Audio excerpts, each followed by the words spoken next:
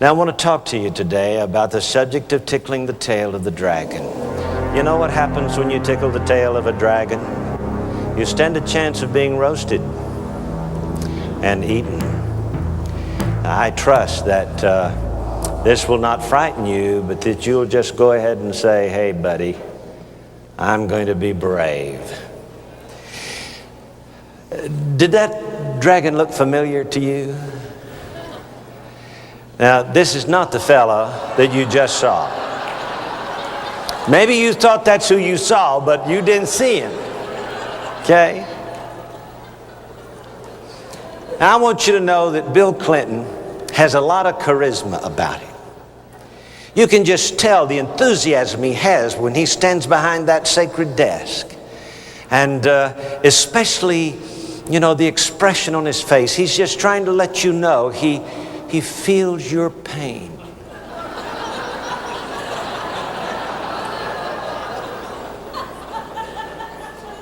But there is a darker side to this man. There is a tangled web that we need to sort of try to unravel today. Now, somebody said on national radio that I said that Clinton was the Antichrist.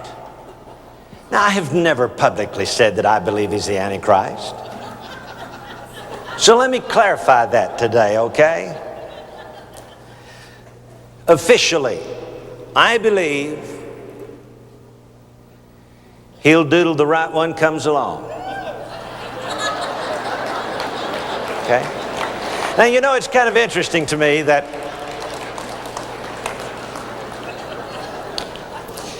preachers who name the Antichrist, you know, try to pin the tail of the Antichrist, and then when their Antichrist gets killed, they got egg on their face. I realize that. But not me. I'm just here to tell you that he'll do till the real one comes along. When he was a young man, he escaped the draft. He was able to convince ROTC Director Colonel Eugene Holmes to get him out of the draft so that he could go to Reserve Officers Training Corps, so he could be an officer. So when all of that had blown over, he wrote a letter back to Colonel Eugene Holmes, and this is an excerpt from his letter. He said, "This is from Mr. Little young Mr. Clinton. I want to thank you for saving me from the draft. In retrospect, it seems that the admiration we felt for each other might not have been mutual had you known a little more about me, about my political beliefs and activities. I have written and spoken and marched against the war. One of the national organizers of the Vietnam moratorium is a personal friend of mine. After I left Arkansas last summer, I went to Washington to work in the national headquarters of the moratorium, and then to England to organize Americans for the demonstrations October 15th and November 16th. That's the kind of guy we've got now as the commander-in-chief. A liar. He lied then, and you know, he just hadn't learned to stop. He's still lying. When Clinton became President of the United States, Colonel Eugene Holmes wrote, quote, "When I consider the caliber, the bravery, the patriotism of the fine young soldiers whose deaths I have witnessed, and others whose funerals I have attended, when I reflect on not only the willingness but eagerness that so many of them displayed in their earnest desire to defend and serve their country, it is untenable and incomprehensible to me that a man who was not merely unwilling to serve his country, but actually protested against its military, should ever be in the position of Commander-in-Chief of our armed forces," end of quote. Well, I guess you feel the same way we do about it, huh? On the internet for WorldNet Daily recently, Richard Lessner wrote, quote, "Bill Clinton has dishonored the office of president. He betrayed his oath. He lied about Monica Lewinsky just as he lied his way out of military service. He has lied about so many things to so many people for so long that he is no longer capable of telling the truth. He personally approved the transfer of technology to communist China. You see, he loves the communist Chinese. As a matter of fact, I know that this may not set too well with you, but from the earliest days, I am absolutely convinced the man in the White House is a communist. And that brings us to the IPS, the Institute for Political Studies, or for Policy Studies.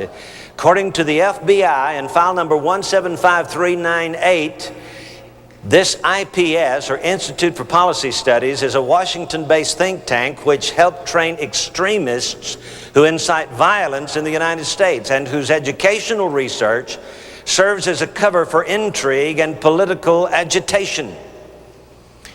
And the IPS veteran Derek Scherer was appointed Clinton's top economic advisor. His sister Brooke is Hillary's traveling companion.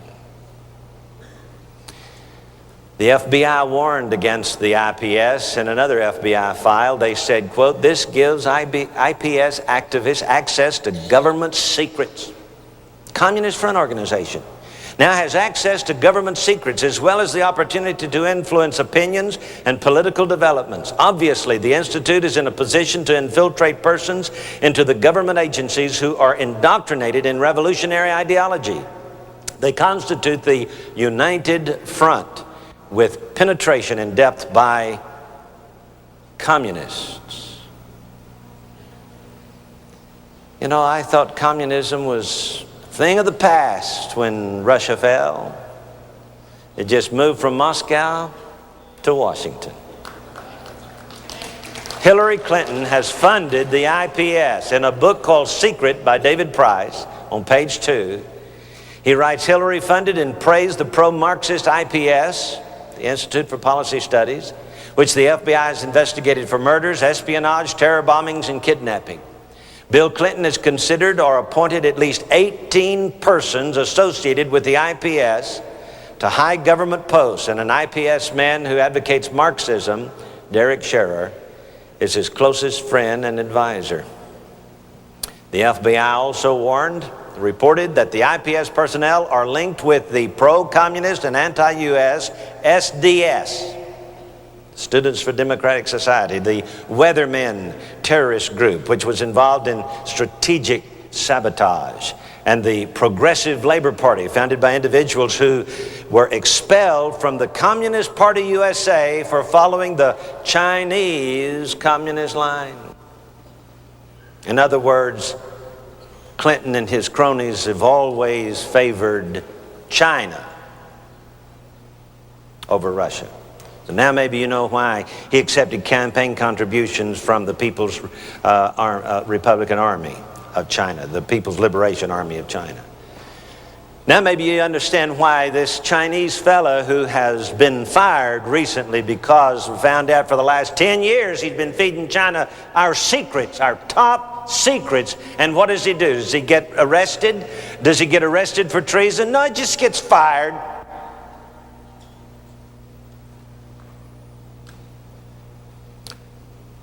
Then the IPS put out a magazine called Counter Spy. IPS co-founder Marcus Raskin launched Counter Spy magazine, which ferreted out the names of U.S. agents overseas.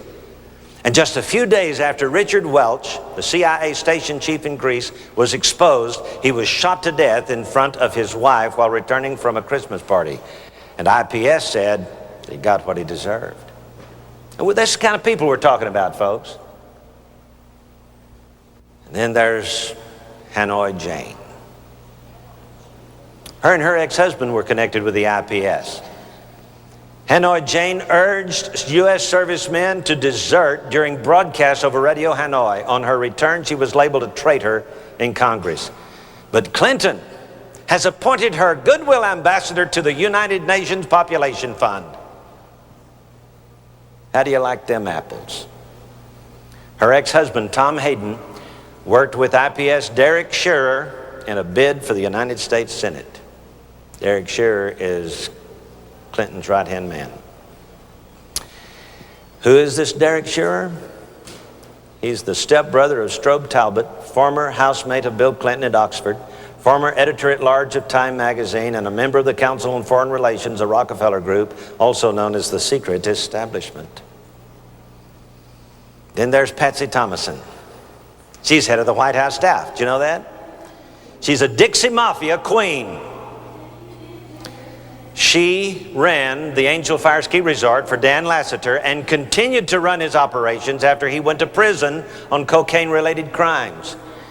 She now runs the White House office staff. She was found in Vince Foster's office going through his files on the evening of his death. Her involvement with Dan Lassiter and the Dixie Mafia is well documented. Nice people. Philip Volman picked this up on the internet. Little article he wrote, "Is Bill Clinton divine?"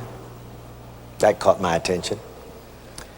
He said, after watching Mr. Clinton wiggle out of dozens of scandals in the past 72 months, after hearing of his defilement of dozens of women, after watching him compromise the House and Senate, after watching him get away with Waco, Vince Foster's death, Filegate, Travelgate, Monica Gate, Chinagate, and the death of Ron Brown, Bill Clinton must be a god.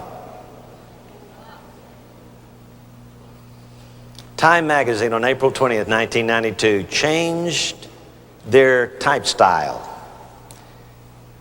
You see the little Time magazine that says the College Crunch? Notice the type style of Time. 1 week later, this big one came out, Time, Why Voters Don't Trust Clinton. And they have his face in the negative there. But they changed the letter style so that the M would be larger and more pronounced across the sweep of the face of it, because you see, just a few weeks later, on January 4th, 1993, they declared Bill Clinton to be the man of the year. Behind his head, the M is quite prominent. It looks like horns.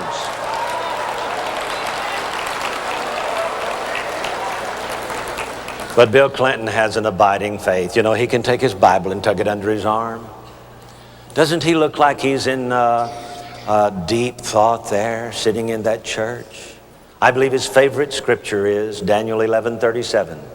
Neither shall he regard the God of his fathers, nor the desire of women, nor regard any God, for he shall magnify himself above all.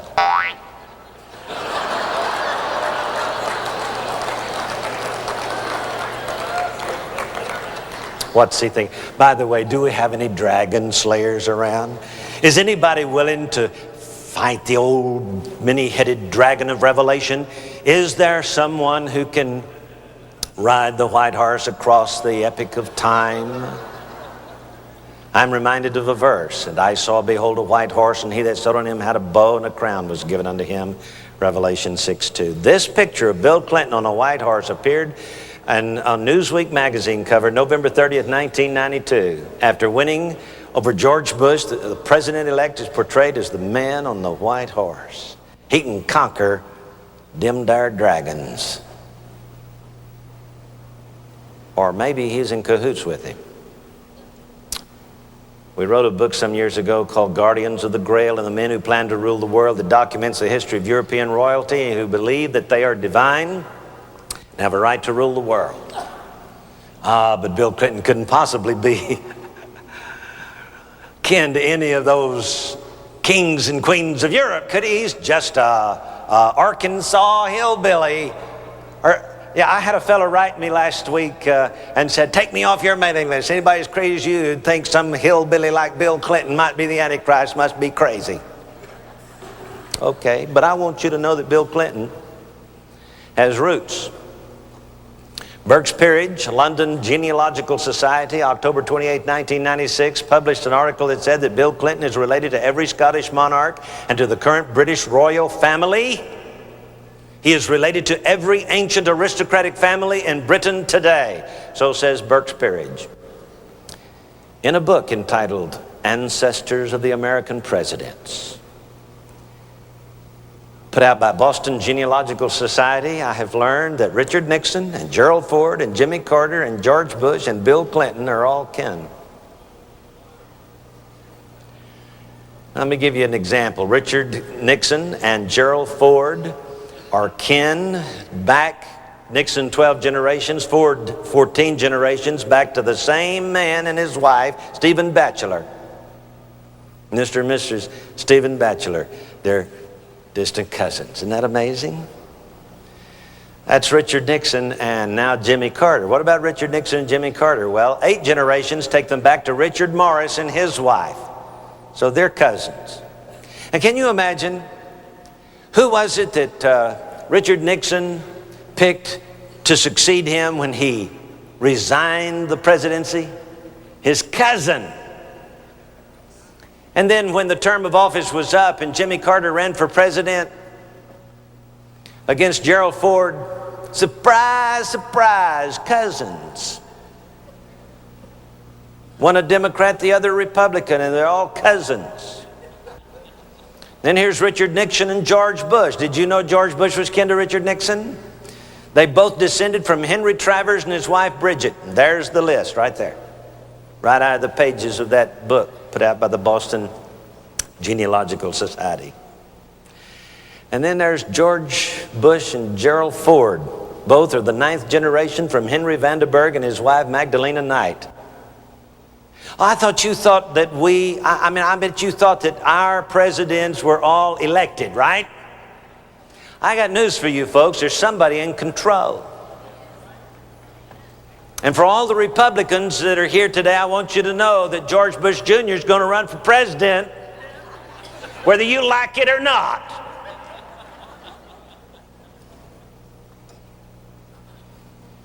And then Gerald Ford and Benjamin Harrison, both descended from Barnabas Wines Jr. and his wife Mary. The interesting and I think the important thing about this is, so did Bill Clinton. Goes right back to Benjamin Harrison. So you see, they're all kith and kin. But what about Nero?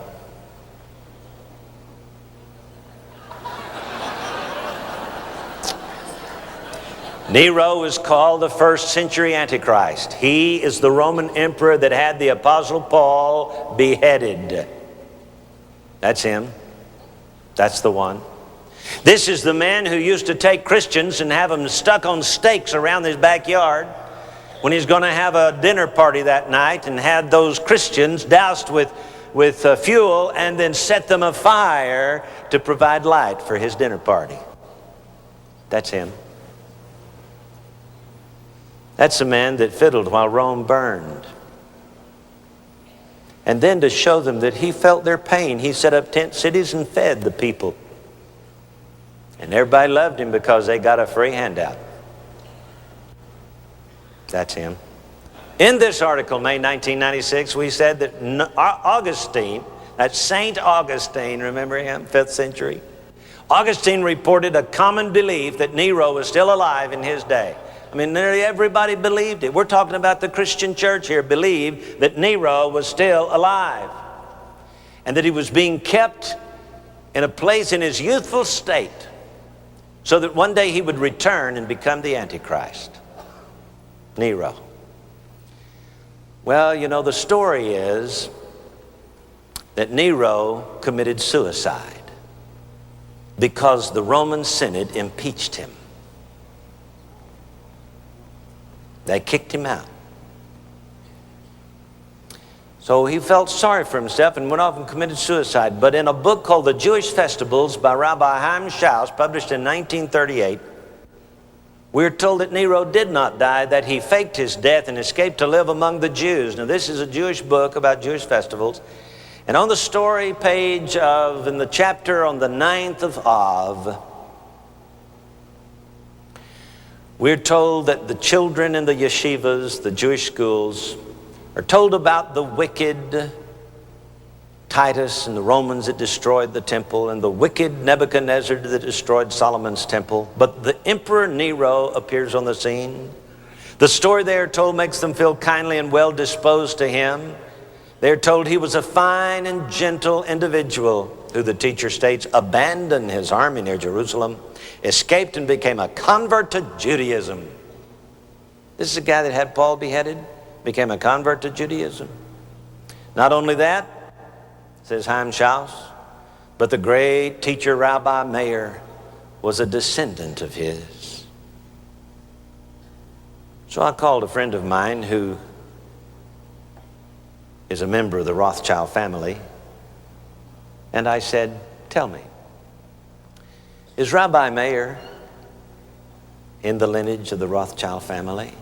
He says, I don't know. I'll check with my sources in London and Tel Aviv, get back with you in a couple of days. A couple of days later, he called me up and he said, yep, we're descendants from Rabbi Meir. Now, why did I say that? Because Bill Clinton is not a Clinton. Bill Clinton is not a Blythe. Bill Clinton is a Rothschild. Of course, we tell you all about that in our first video that we gave a couple of years ago. Nero, first century Antichrist. Interesting, isn't it? Look at their noses. They both have a cocaine nose. I was in Fort Smith, Arkansas at a church holding a prophecy conference. I met a physician there, a doctor, and he told me that he went to college with Bill Clinton and knew him very well. And I said, well, okay, doc, you got to tell me, why does his nose look like that? He said, well, don't you know he sniffs cocaine all the time? Everybody knows that.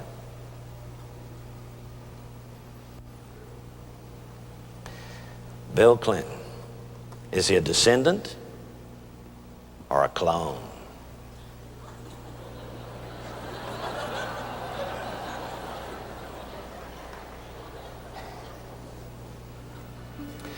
There are some people who think this man looks like Nero.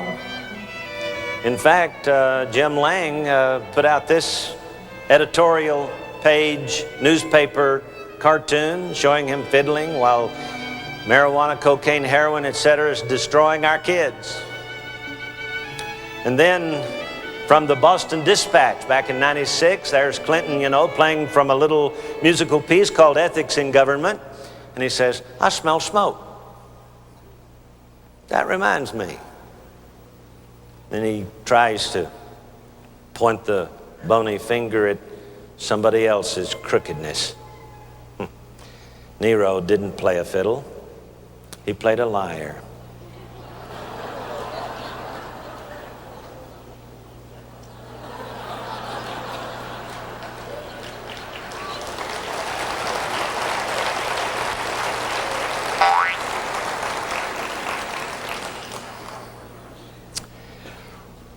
Clinton is one. Look at that. The repentant president.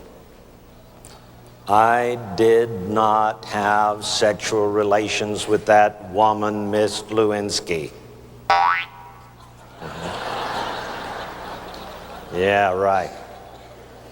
But he was finally brought to the bar of justice. Thanks to the Republicans who impeached him, indicted him, and brought him before the Senate. Order in the court. You see all those people with their hands raised? You could just write Benedict Arnold above every one of them.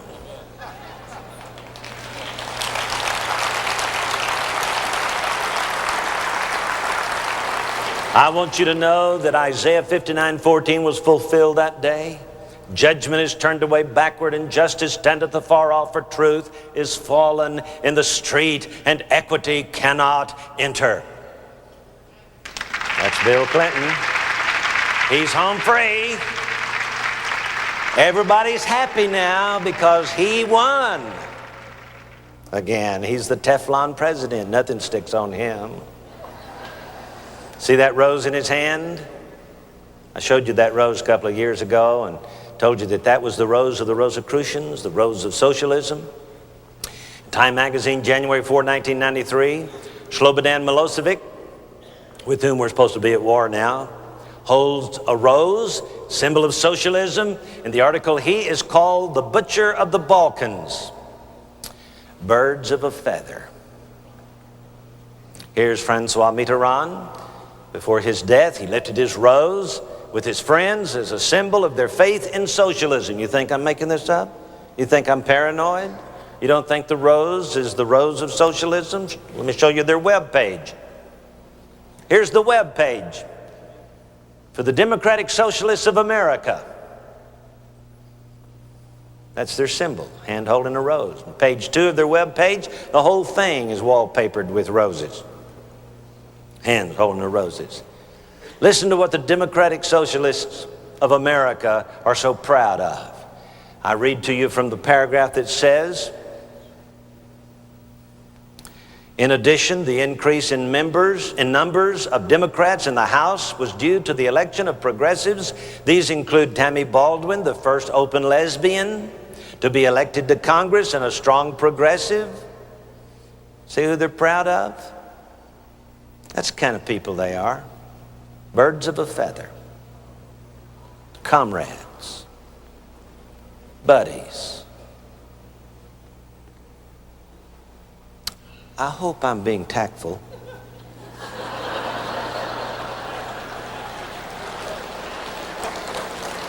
Mr. Clinton will go down in history as the peacemaker.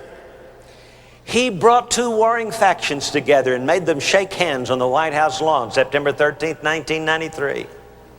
Israel and the Palestinians made peace.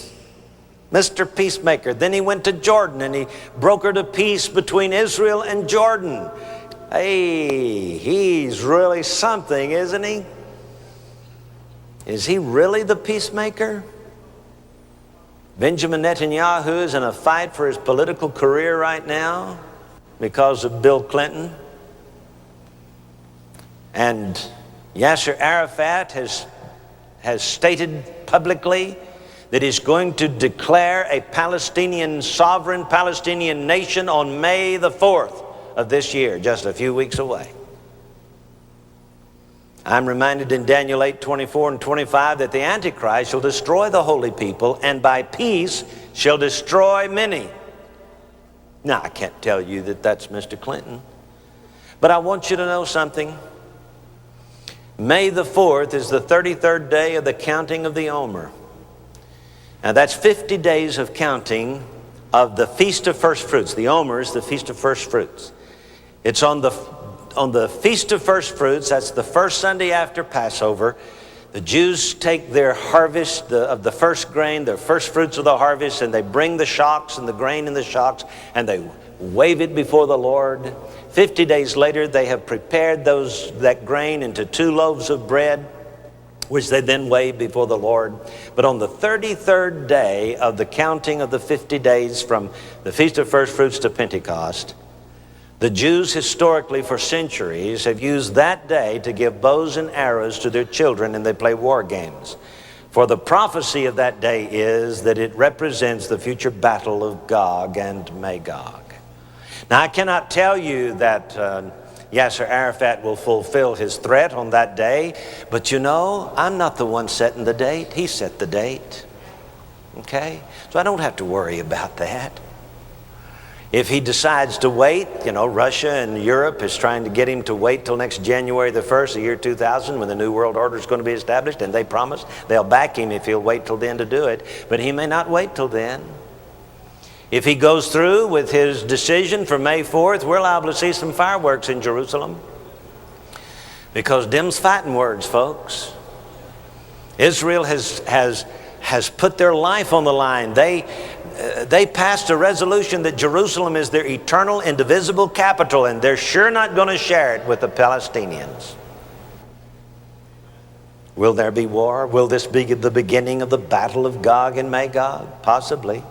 Then, of course, Clinton went to Syria, shook hands with the arch enemy of Israel, because Syria must join the New World Order if there's going to be peace. But we know from the Bible that Damascus is going to be destroyed one of these days.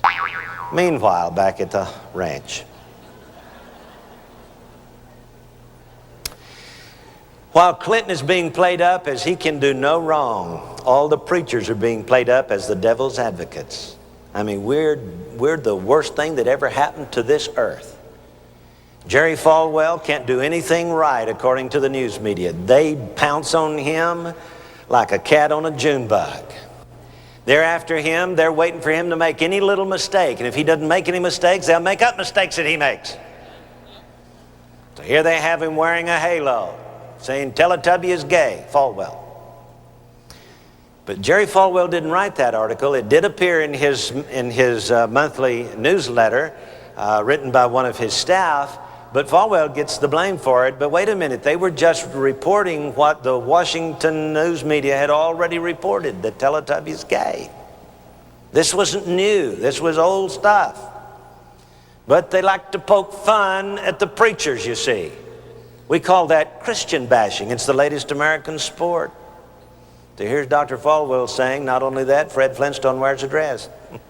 Gilligan and Skipper share a hut, and guess why Dennis is a menace? His Time magazine enjoys poking fun at Christians. That's their Time's favorite pastime. January 18th, 1999. Here's a picture of Jesus standing in the middle of Broadway, New York City. Computers are falling out of the windows all around him. He holds a cross in his right hand, got a placard board down his backside saying, "The end of the world. Y2K insanity, apocalypse now. Will computers melt down? Will society? A guide to millennium madness." I want you to notice right up between that M there's the ghost of Elvis looking down. See him? And then over there behind the parked car is from the X-Files, Scully and Mulder.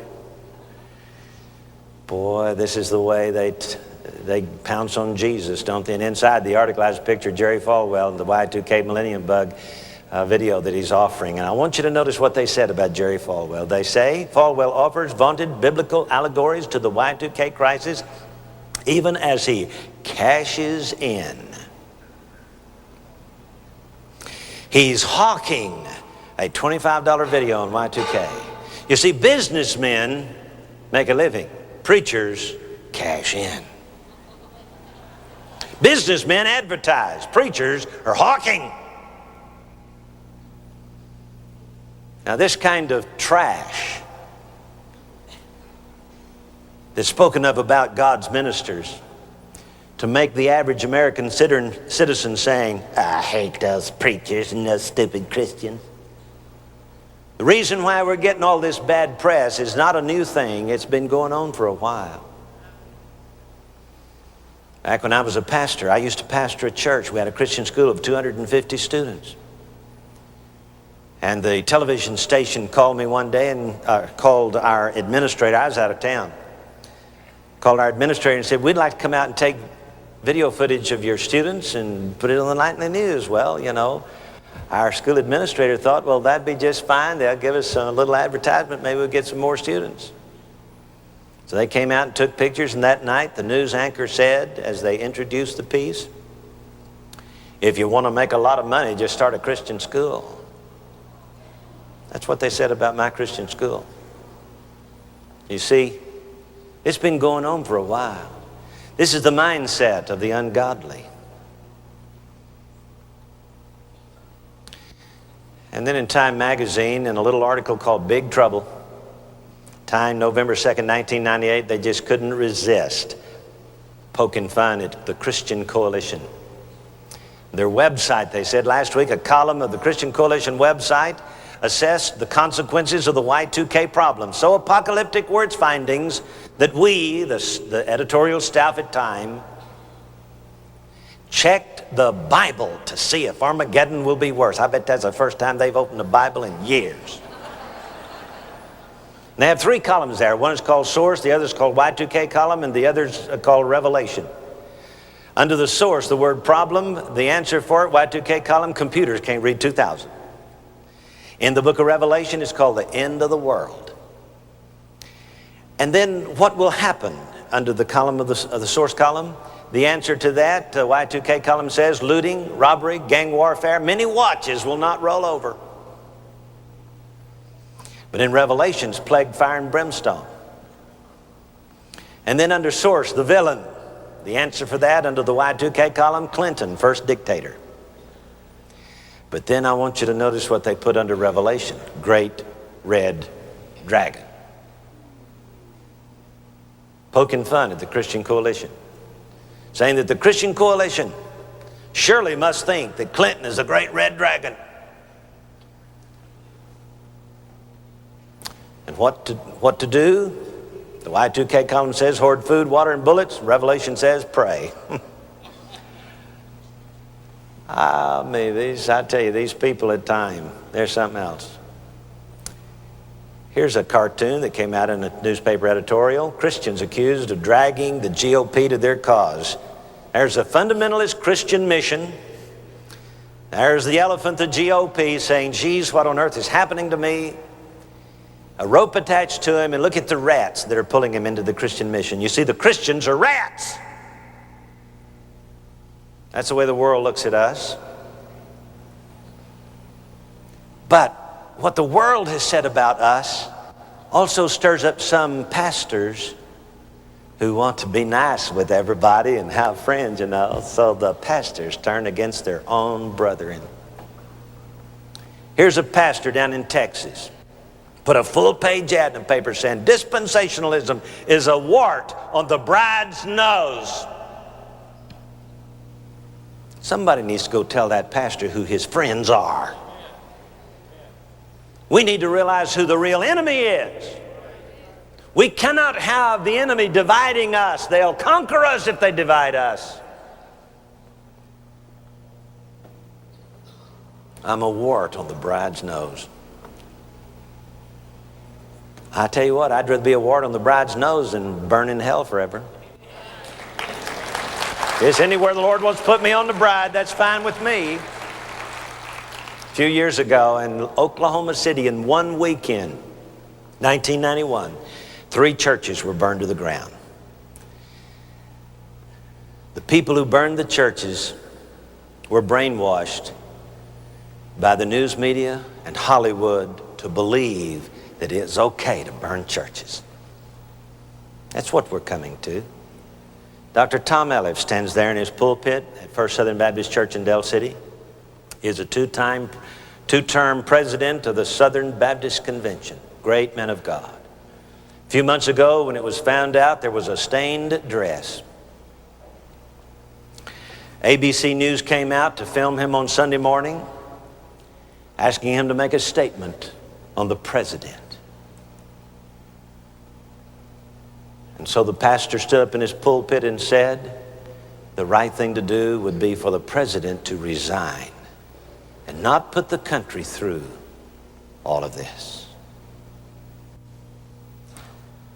4 weeks ago, February 21st, 1999, his house burned to the ground. There it is. Now, the news media said it was a $630,000 loss. Does that look like a $630,000 house to you?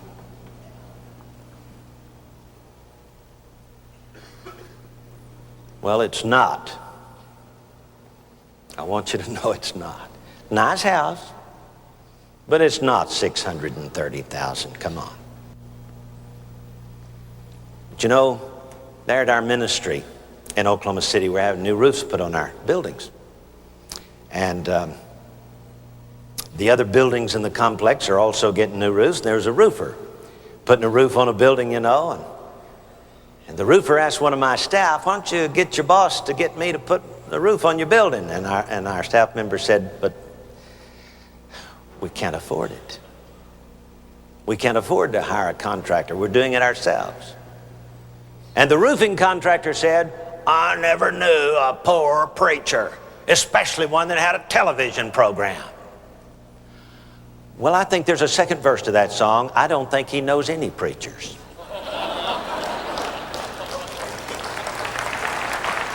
But you know, I was complaining to Frank, who takes care of all of the buildings in our association. And I said, Frank, you know what that roofer you got working said about me? And I told him. And I said, I don't appreciate people just saying things out of hand about ministers. And Frank said, well, you know, JR, that Tom Elliff, he didn't do y'all any good because he lives in a $630,000 house. That's what the news media said. And I said, listen, you go over and drive down Amber Street and take a look at his house. You come back and tell me if you think it's worth $630,000. Of course it's not. But this is the way we're being played up by the news media. shock the people, and their minds will be numbed to the truth. Don't forget Waco. You may not agree with those people theologically, but I want you to know they believed in Jesus. They believed in the book of Revelation. Well, what about Koresh? He had a lot of women. Well, what about Clinton? So did he. But beside David Koresh, what about all the innocent people, the 80 some odd people that he had there? Well, he duped them. No, he didn't dupe them. Clinton had them killed.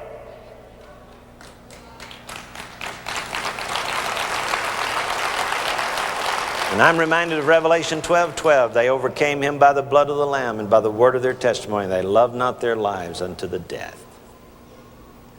Let me tell you where all this is going.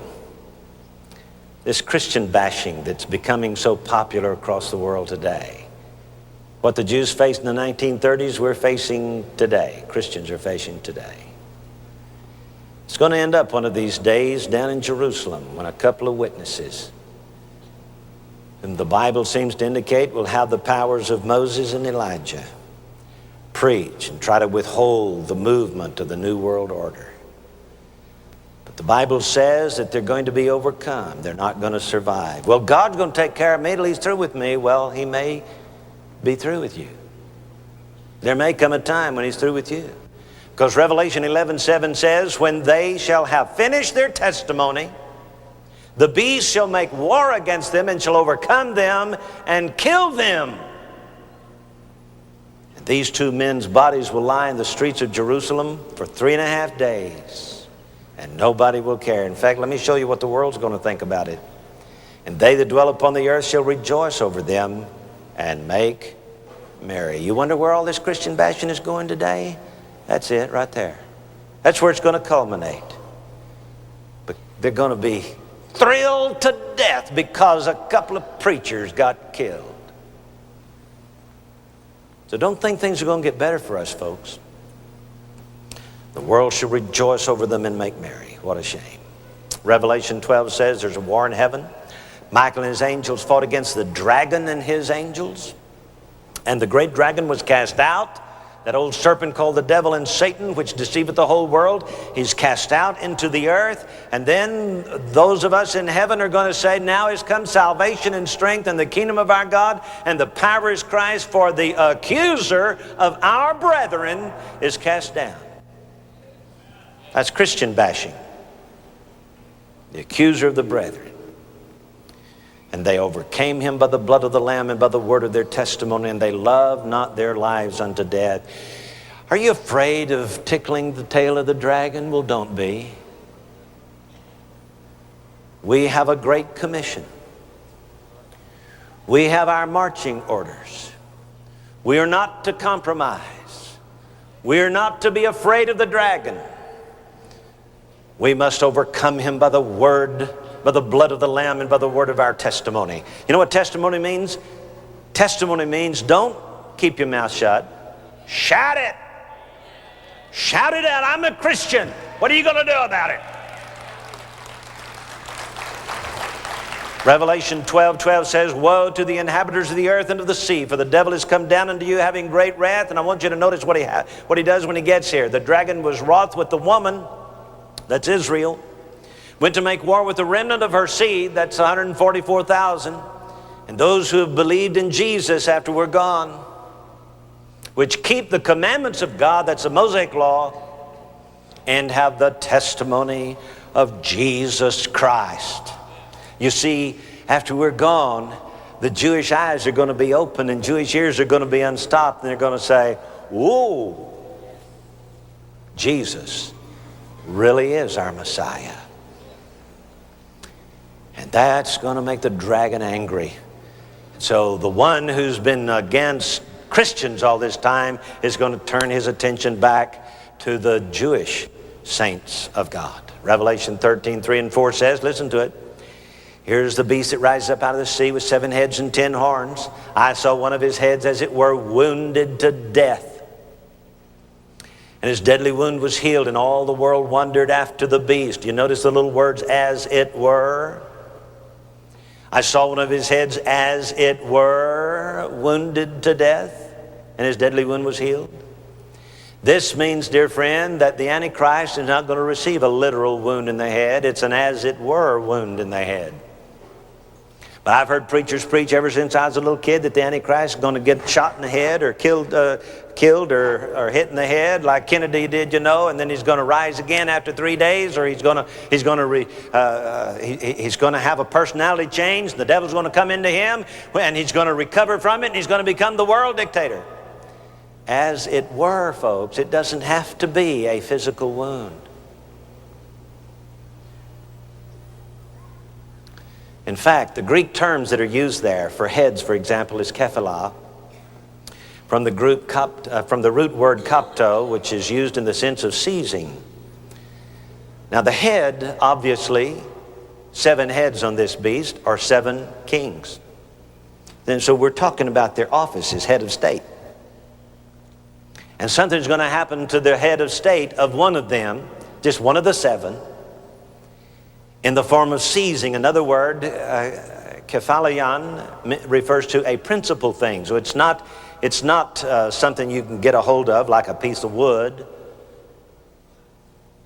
It's a principle, like an office, like the office of head.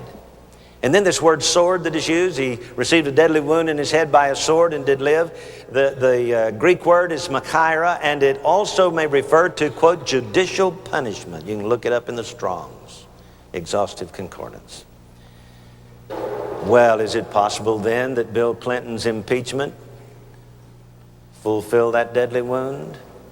My friend, it is possible. Don't know that it is, maybe too early to know, but I want you to know that he has survived a political deadly wound.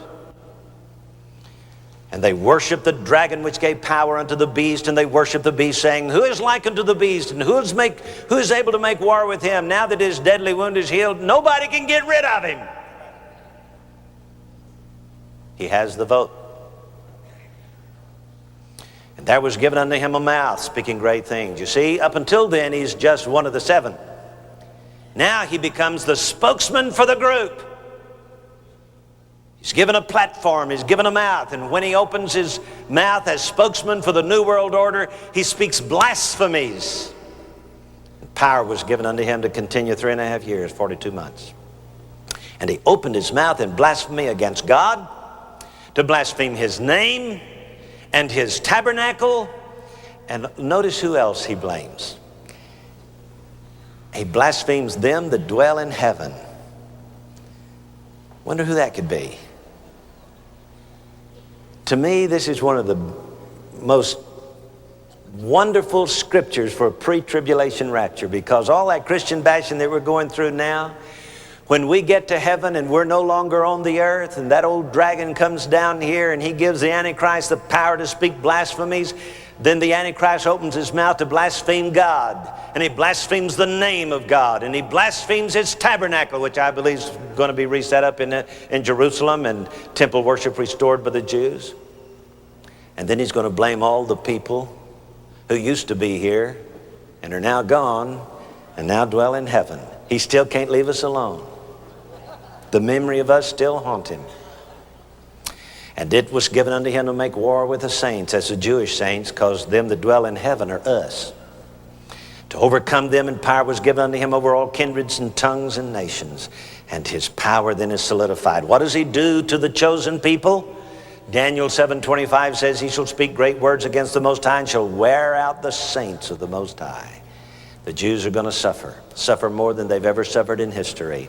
If you think the Holocaust of World War II was bad, the Jews are going to really suffer under the reign of the Antichrist. Daniel 8:23 and 24 says, in the latter time of their kingdom, when the transgressors are come to the full, a king of fierce countenance and understanding dark sentences shall stand up.